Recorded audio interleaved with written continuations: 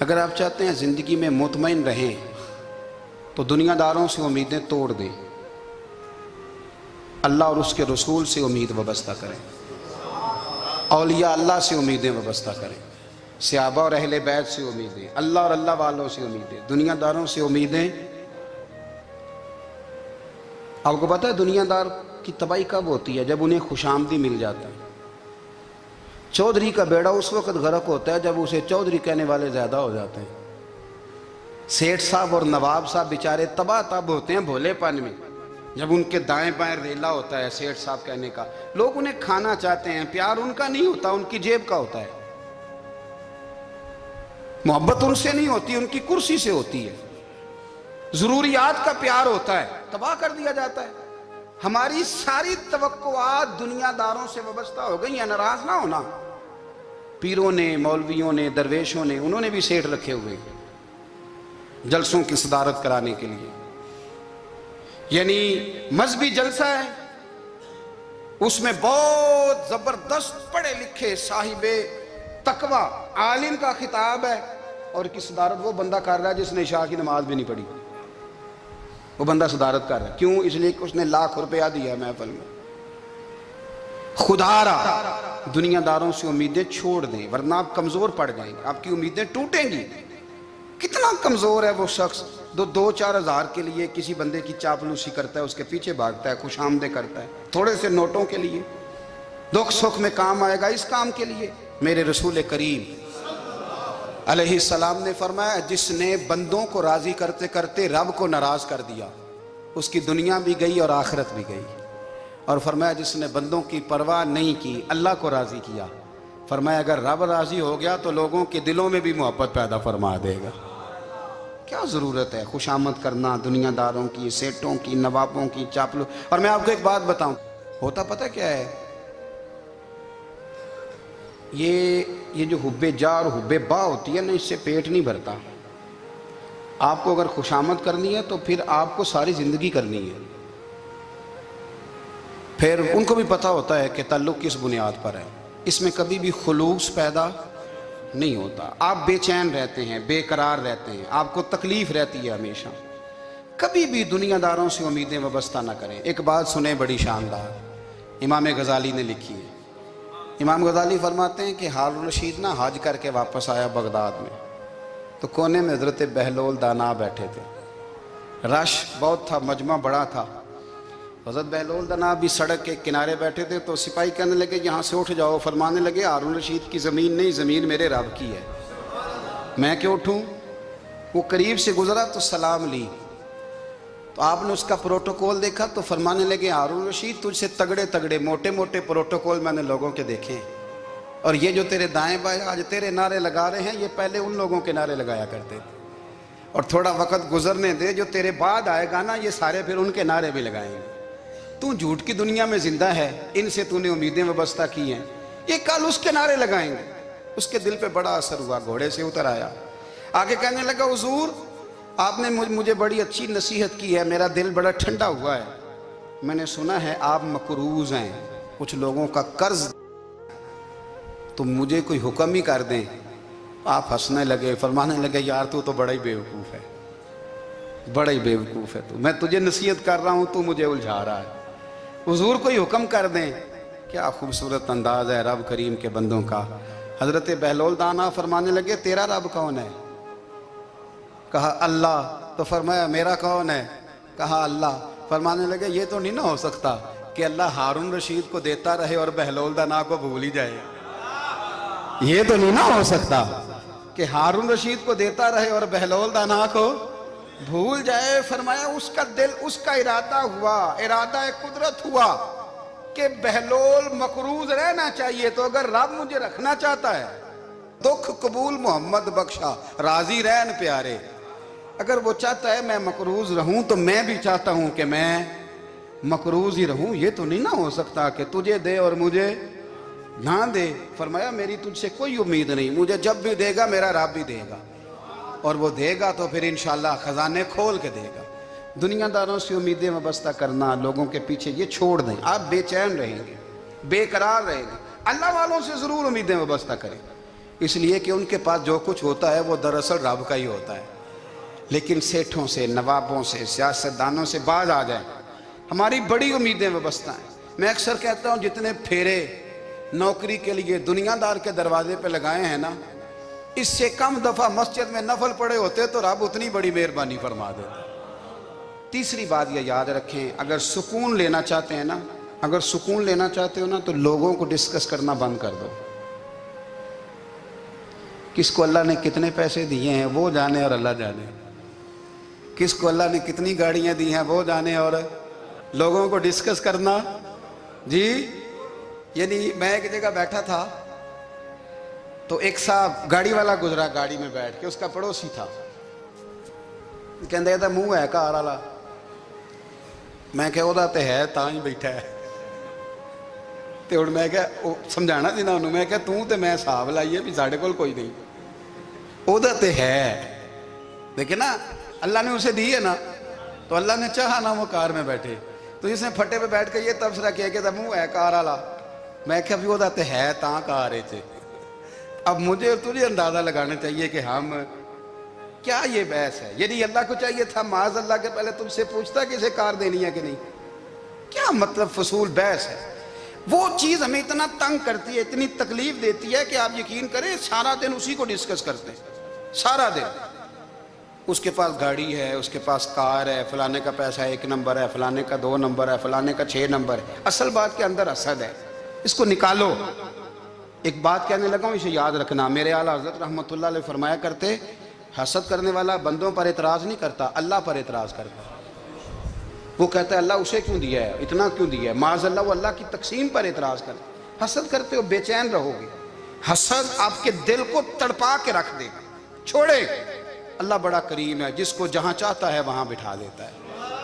آپ قطعاً اس بحث میں نہ پڑیں کہ اللہ نے کس کو کتنا دیا ہے، کب دیا ہے، کیوں دیا ہے، وہ بڑا بے نیاز ہے۔ حسد آپ کو تباہ کرے گا۔ دنیا میں پہلا گناہ جو ہوا تھا وہ حسد تھا۔ ابلیس نے حضرت آدم سے حسد کیا، کہنے لگا میں بہتر ہوں، سرداری اس کو مل رہی ہے، یہ تو اللہ کو پتہ ہے نا کس کو دینی ہے۔ اور دنیا میں پہلا قتل حسد کی وجہ سے ہوا، حابیل قابیل کے درمیان حسد کا معاملہ تھا۔ خاتون کا نکاح اس سے کیوں ہو رہا ہے، مجھ سے ہونا چاہیے۔ حسد تباہی کرتا۔ اب یقین کریں، یعنی دکاندار کے سامنے دوسری دکان پڑتی ہے اور پریشان ہو جاتا ہے، وہ کہتا ہے میرا کیا بنے گا، لا حول ولا قوت الا باللہ العلی العظیم، یعنی تیرا کیا خیال ہے کہ تیرے حصے کی روٹی وہ کھا جائے گا، اتنا چھوٹا دل، یعنی تیرا موقف یہ ہے کہ تیرے حصے کا نصیب اس تک چلا جائے گا، یہ تیری خواہش ہے۔ ایک دوسرے کی کمزوریاں بیان کرنا، اس کا تو مال ہی ناقص ہے جی، اس کے تو پاس ہی کچھ نہیں، یہ تو کمزور لوگوں کا طریقہ ہے۔ میرے رسول کریم علیہ السلام گزر رہے تھے، پت جھڑ کا موسم تھا، خزاں کا موسم تھا، درختوں کے پتے جھڑ رہے تھے، صحابہ کو ساتھ لے کے حضور گزرے اور ایک درخت کی ٹہنی کو پکڑ کے حضور نے ہلایا۔ صحابہ فرماتے ہیں کہ چھم چھم اس کے پتے گرے، زمین پر ڈھیر لگ گیا۔ حضور نے فرمایا دیکھا تم نے کیا ہوا؟ حضور ہاں۔ فرمایا کتنی تیزی سے پتے جھڑے ہیں، صرف تنا رہ گیا ہے اور خالی ٹہنیاں رہ گئی ہیں، کوئی حسن بچا ہے؟ حضور نہیں۔ تو نبی کریم فرمانے لگے جو حسد کرتا ہے نا اس کی نیکیاں بھی اسی طرح جھڑ جاتی ہیں، اسی طرح۔ اور ایک جگہ حضور فرمانے لگے جس طرح راکھ لکڑی کو آگ کھا جاتی ہے، جس طرح لکڑی کو آگ، جب آگ کھا جائے تو پھر لکڑی کو لکڑی نہیں کہا جاتا، راکھ کہا جاتا ہے، کوئلہ کہا جاتا ہے، اس کی اصل باقی یعنی اسے کھائی جاتی ہے۔ تو حضور علیہ السلام فرمانے لگے جس طرح آگ لکڑی کو کھا جاتی ہے، فرمایا اسی طرح حسد نیکیوں کو کھا جاتا ہے، نیکیاں رہتی نہیں۔ حسد کرنے والے کے پاس نیکیاں یعنی ان کی اصل شکل موجود، کبھی بھی حسد نہیں کریں۔ اللہ کی تقسیم ہے، جس کو چاہے جب چاہے جتنا چاہے عطا کرے۔ اور چوتھی بات میرے بھائی، کبھی بھی بغض نہ پیدا کریں، بغض والے لوگ بے سکون رہتے ہیں۔ بہت ساری کمزوریاں ہمارے اندر ہوتی ہیں نا، پھر اللہ ہماری روزی تو نہیں نہ بند فرماتا، یہ تو نہیں کہتا کہ زمین سے نکل جاؤ۔ اگر یہی والا معاملہ ہو جو ہمارا ہے کہ شادی پہ اس نے میرے ساتھ برا سلوک کیا تھا، اب ساری زندگی بغض رکھنا ہے، اگر یہی معاملہ فرشتے اللہ کی بارگاہ میں کہیں کہ یا اللہ اس نے فلانے دن شراب پی تھی، اب اس کو زمین میں نہیں رہنے دینا، نظام زندگی چلے گا؟ تو اگر اللہ ہمیں معاف کرتا ہے تو ہم بندوں کو معاف کیوں نہیں کرتے؟ آپ یقین کریں، اتنی لمبی عداوتیں، اتنا لمبا حسد، اتنا لمبا بغض، اتنا لمبا حدیث میں نے پڑھی، میں حیران رہ گیا۔ میرے نبی کریم علیہ السلام نے فرمایا اپنی بیوی سے کبھی بغض نہ رکھنا، اگر اس کی ایک بات ناپسند ہو تو اسے چھوڑ کے وہ بات دیکھو جو تمہیں پسند ہے۔ میں اس حدیث کو پڑھ کے سوچنے لگا کہ کیا بیوی کا بھی بغض رکھتے ہیں لوگ؟ اب حضور نے کہا ہے تو اس کا مطلب ہے لوگ بیوی کا بغض بھی رکھتے ہیں۔ اب اس پر استدلال کر کے مجھے کہنا پڑے گا کہ سسرال والوں کا بغض بھی رکھتے ہیں، کہنا پڑے گا کہ بھائی کے سسرال والوں سے بھی بغض رکھتے ہیں۔ اس حدیث کی روشنی میں سمجھا کہ لوگ بھابھی کا بغض بھی رکھتے ہیں، بغض، ورنہ عادتیں تو ہماری بھی کئی بری ہوتی ہیں۔ اگر عادات ایک وجہ بنے اختلاف کی تو عادتیں تو ہماری بھی کئی بری ہیں، لیکن ہم اپنی بری عادتوں سمیت اپنے آپ سے پیار کرتے ہیں، اور سامنے والے کی ایک بھی عادت بری ہو تو اس سے بغض رکھتے ہیں۔ بغض نہ پیدا کریں۔ میرے نبی پاک علیہ السلام نے فرمایا کچھ چیزیں تمہارے دین کو مونڈ ڈالیں گی، تباہ کر دیں گی، کاٹ دیں گی۔ حضور کون سی؟ فرمایا حسد، تکبر اور بغض، یہ تمہارے دین کو تباہ کر دیں۔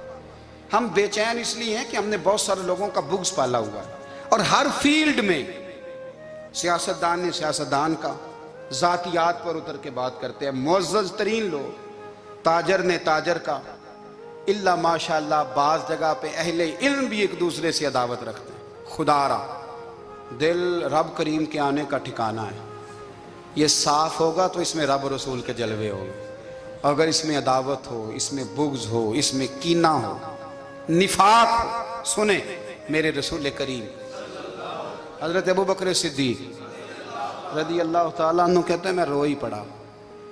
مکہ فتح ہوا نا تو اکرمہ بن ابو جہل نے پیغام بھیجا کہ میں نا کلمہ پڑھنے کے لیے آ رہا ہوں۔ بات لمبی ہے، میں موضوع پہ رہنا چاہتا ہوں۔ کہتے ہیں جب وہ آنے لگا نا تو نبی پاک نے ہم سب کو بلایا، ہم حاضر خدمت ہوئے تو حضور فرمانے لگے کہ اس کے باپ نے نا بڑا ظلم کیا ہے ہمارے ساتھ، ابو جہل نے بڑا ستایا ہے، بڑی تکلیف دی ہے۔ آپ مجھے بتلائیں کہ وہ ایک دفعہ کسی شادی پہ بحث ہوتی ہے بیوی کے بھائی کے ساتھ، پھر ساری زندگی اس بیچارے کو معافی، وہ 10 دفعہ گھر آتا ہے معافی مانگنے پر سوال ہی نہیں پیدا ہوتا، میں ہو مجھے ہی کہہ دیا، یعنی پھر میں مجھے ہی کہہ دیا آپ نے، اور میری شان میں بے ادبی، اور پھر میں معاف کر دوں؟ توبہ توبہ توبہ، یہ کیسے ہو سکتا ہے؟ میری ناک نیچی ہو جائے گی، اور آپ نے مجھے کہہ دیا، سوال ہی نہیں پیدا ہوتا۔ اور یہ رونا میں اکثر ہوتا ہوں کہ شادی والے دن داماد صاحب کا زیادہ دماغ خراب ہوتا ہے، جب چھوٹی سالی کی شادی ہوتی ہے نا اس دن اس کو بخار چڑھتا ہے، کوئی اس کو کان میں کہتا ہے تیری عزت نہیں کر دیں، اس دن اس کا دماغ خراب ہو جاتا ہے، بچے اٹھا کے نکل آتا ہے، وہ بیچارہ سسر منتیں کر رہا ہوتا ہے کہ تیری مہربانی آ جا، یہ عزت کرا رہا ہے۔ تو میں نے کہا احتجاج کر کے جو عزت کرائی جاتی ہے وہ عزت نہیں ہوتی۔ ہاں یہاں مانگ کے عزت لیتے ہیں لوگ، یا احتجاج کی کوئی عزت ہے؟ آپ کے اندر کمالات اتنے ہوں کہ آپ کی عزت کرنے کو دل چاہے، یعنی مزہ آئے، یعنی لطف آئے، یعنی آپ دور بیٹھے ہوں تو کسی کا دل کرے آپ کو اسٹیج پہ بلانے کے لیے۔ یہ کیا بات ہوئی کہ چھائے جانا اور بھاگ کے آگے جانا؟ ان سے نکلیں۔ اکرمہ بن ابو جہل کلمہ پڑھنے کے ارادے سے آ رہے ہیں، حضور علیہ السلام نے صحابہ کو بلایا، کتنی زیادہ عداوت رکھی جا سکتی تھی معاذ اللہ؟ کب سے وہ چلا تھا ظلم کرنے، اور اس کے بعد اس کا بیٹا شروع ہو گیا، کتنی باتیں تھیں جو ناقابل معافی تھیں، پر کریم رسول نے ہمیں بتلایا ہے کہ سکون والی زندگی کہتے کس کو ہے۔ جب سب لوگ جمع ہو گئے تو حضور نے فرمایا بھئی وہ کلمہ پڑھنے آ رہا ہے، اس کے باپ نے ظلم بڑے کیے ہیں، پر میری نصیحت یہ ہے کہ اس کے سامنے اس کے باپ کو کوئی برا نہ کہے، خبردار کوئی اس کے سامنے کوئی بات نہ کرے۔ اب وہ کلمہ پڑھنے آ رہا ہے، مطیع ہو کے آ رہا ہے، بان کے آ رہا ہے۔ کہتے ہیں اللہ کے رسول نے نا کافی دیر تک خطبہ دیا، بریفنگ دی، بات سمجھائی۔ جناب صدیق اکبر کہتے ہیں میں رو پڑا۔ ایک صحابی مجھے کہنے لگے تمہیں کیا ہوا؟ تو میں نے کہا میں مصطفیٰ کی رحمت پہ رو رہا ہوں، دیکھو کن کے لیے حضور گراؤنڈ بنا رہے ہیں، اے دیکھو کن کے لیے حضور تیاری کر رہے ہیں، جنہوں نے ساری زندگی دشمنی کی۔ خدا را یہ اندر سے عداوتیں نکال پھینکو. او بھائی اتنا تو لمبا ٹائم ہی کوئی نہیں, اتنا تو وقت ہی کوئی نہیں, اس کو صاف رکھو. بندہ کوئی کر بھی گیا تو کوئی حرج نہیں. چنگی مندی سجنا کولوں 100 واری ہو جاندی, یار یاراں دا گلہ نہیں کر دے. اصل پریت یار یاراں دا جڑا گلہ کردا جے یار نہیں جے ہوندا. ہاں پکی بات, پکی پیڑی. میرا ایک سنگی مجھے آ کے آنے لگا فلانی جگہ بندہ یہ بات کر رہا تھا. میں کہ تو ہوتے ہی سے سوندا سے, تم ہی نال ہی سے. میرا تو سجن باس ہونی نہیں سکتا. چنگی مندی سجنا کولوں 100 واری ہو جاندی, یار یاراں دا گلہ نہیں کر دے. اصل پریت جنہ دی. ہاں جو بندے پھر ہوتے اس طرح کے, ان کے لیے بھی میاں صاحب نے کہا ہے, ان کے لیے بھی میاں صاحب نے کہا ہے, ان کے لیے بھی آپ نے بات ارشاد فرمائی ہے. آپ نے فرمایا چنگا ہویا لڑ نیڑیوں چھٹا, کتے عمر نہیں لنگی ساری. بے قدران دی یاری کولوں توبہ لکھ لکھ باری. او چنگا ہویا لڑ نیڑیوں چھٹا, کتے عمر نہیں لنگی ساری. جو اس طرح کا تھا نا شکوے کرنے والا, بغض رکھنے والا. فرمایا بے قدران دی یاری کولوں توبہ, یعنی لاکھ تے لاکھ کنے ہو گئے, یعنی 2 لاکھ باری توبہ کی تھی انہوں نے, گنی نہیں جا سکتی جتنی میاں صاحب نے توبہ کر دی. بے قدرے دوست, بے قدران دی یاری کولوں توبہ لکھ لکھ باری. چنگا ہویا لڑ نیڑیوں چھٹا, کتے عمر نہیں لنگی ساری. تو مہربانی کریں, ایک تو اگر آپ مطمئن رہنا چاہتے ہیں تو کبھی کبھی نا مست ہو کے ذکر الہی کریں. مست ہو, وہ والا ذکر نہیں جس میں آپ موبائل بھی دیکھ رہے ہیں اور کہانیاں بھی. میرے سامنے کو بندہ جمعے والے دن یا تقریر کے درمیان تسبیح لے کے بیٹھ جائے تو میں اس سے پوچھتا ہوں تو دو کام ایک ٹائم جی میں پہ کرنا ہے. میری بھی بات سن رہے ہو, تسبیح پڑھی تو ممکن ہی نہیں. تسبیح تو تسبیح ہے, جب وہ ہوگی تو پھر کوئی اور کام سوال ہی نہیں پیدا ہو. ایک تو ذکر کریں محو ہو, دوسری بات حقیقت کا سامنا کریں. آپ اگر مطمئن رہنا چاہتے ہیں تو حقیقت پسند بنیں.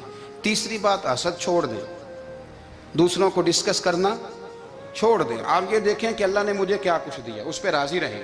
اور چوتھی بات عداوت چھوڑ دیں, سینے میں کینہ چھوڑ دیں. آپ کی زندگی مطمئن ہو جائے گی, آپ خوشحال رہیں گے. وہ جو آپ لفظ کہتے ہیں نا کہ میں بور ہوں, میں پریشان ہوں, اس سے آپ نکل آئیں گے. اللہ ہمیں محبوب کی غلامی میں زندہ رکھے, غلامی میں موت.